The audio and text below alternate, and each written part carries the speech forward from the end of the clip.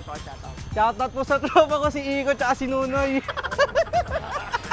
Ang lalakas ng alas. Ayun na, mga boys, kung tayo may ako na ganito, mag-release tayo ng ating unit na Neo Gear.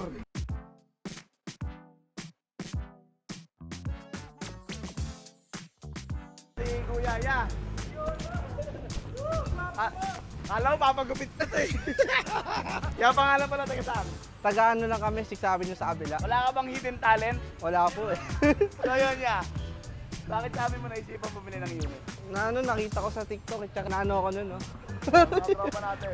So pangilang balik nyo na pala ito ngayon? Pangapat na kuya. Ngayong 4 days, ngayon lang kayo napag-decide Oo. na talaga anong kukunin yung motor. Eto na. Neo Gear. Dahil wala kayo naabutan na click. Oo. Tsaka kulang din sa ano, budget, kinulang. So itong unit na to pala, ya, na-road test mo naman, di ba? Apo. Kamusta naman yung takbo? Okay naman po. So ito nga pala mga kuys, delivery na rin natin yung registration sa halagang 48,000.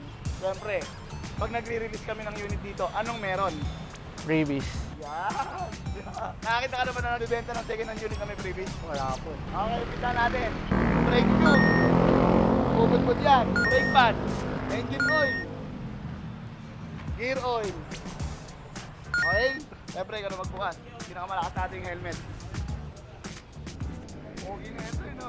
Helmet. So, ano masasabi mo yan sa mga freebies natin at sa motor natin? Thank you sa ano, 10X. Crash. Solid. Okay, di ba?